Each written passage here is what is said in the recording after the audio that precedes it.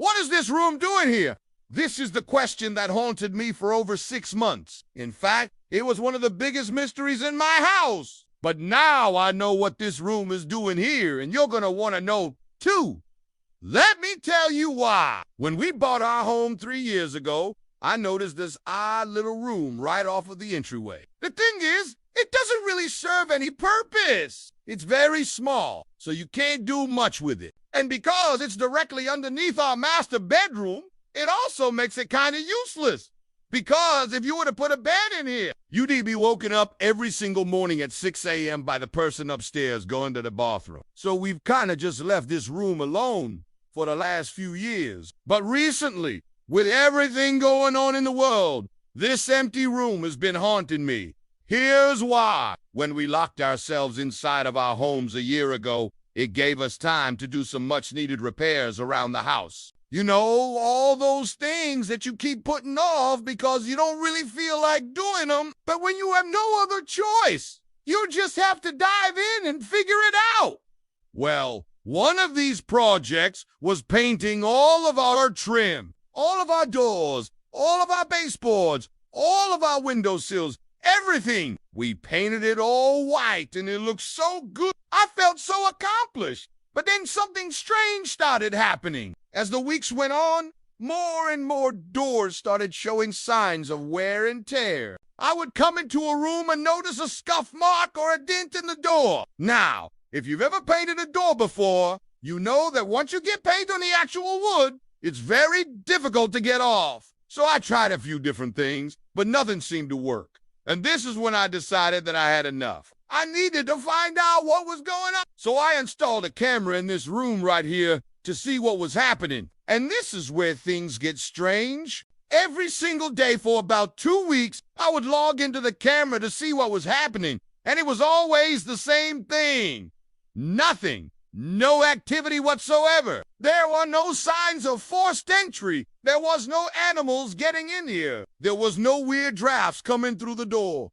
Nothing. So I decided to install another camera. I figured maybe there was an animal in the attic above this room that was jumping down and doing whatever it was that was damaging the doors. But nope, still nothing. Then I decided to change the angle of the camera. Maybe if I could get a better view of the door, I'd be able to catch whatever it is that was going on. So I changed the angle, but I left the position the exact same. And this is when I noticed something. There was a gap between the door and the wall. It wasn't very big, but it was definitely there. Now, I'm not gonna lie. I was pretty frustrated at this point. I couldn't believe that something so simple was evading me. So I decided to take matters into my own hands. I grabbed a broom and I wedged it into the crack. And then I came back the next day to check the footage and it worked. I finally caught whatever it is that was damaging my doors. And you won't believe what I found.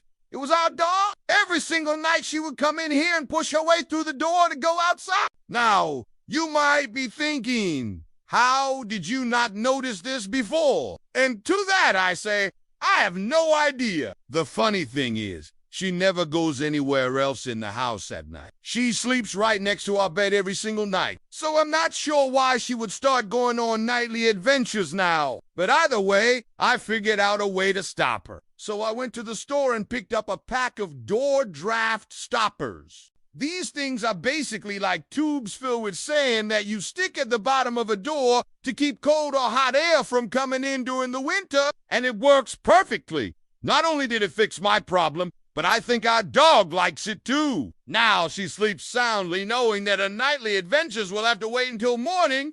Okay, let's rewind a little bit because I think I missed something. Okay, so I told you guys why I started investigating in the first place. But I never actually explained why I think this room is haunted. So let me explain. This is the original floor plan of our home. And you'll notice something very interesting. What is now our office used to be a closet. But that's not important right now. What is important is the fact that this stair landing used to extend all the way across the house. In fact, there were stairs here and here, which made it very easy to get upstairs. However, when the owners of this house built their addition, They kept the original staircase and added a second one in the kitchen. And this is where things get a little bit strange. After talking to the previous owners, they said that they removed the original staircase themselves after they purchased the house. However, when we tore up the carpet in this room, we found these nails. These nails are very old, probably older than the house itself. So this brings up a lot of questions. Did the previous owners lie to us about removing the stairs? Is it possible that these stairs are still in the house somewhere? Or is there some other explanation for these nails? Well, we may never know the answer to those questions, but I think I found something even more interesting. Have you ever watched the movie The Sixth Sense? Well, in the beginning of the movie, Bruce Willis's character, Malcolm Crowe, is giving a lecture about grief. And he says something that has stuck with me ever since I heard it. He said, "Sometimes people do you aren't want to move on because they afraid that they gone. Nah, lose. The ones who are still with them while holding on to the ones who are gone." I thought this was such a profound statement. And I realize that it applies to so many different aspects of life. I think that we often hold on to things that we're afraid of losing. Whether it's a material possession or a loved one or even just a feeling, we're afraid to let go because we're afraid of what we might lose in the process. But I think that letting go is a necessary part of moving forward. We have to learn to accept the things that we cannot change and have faith that we will be okay in the end. You know,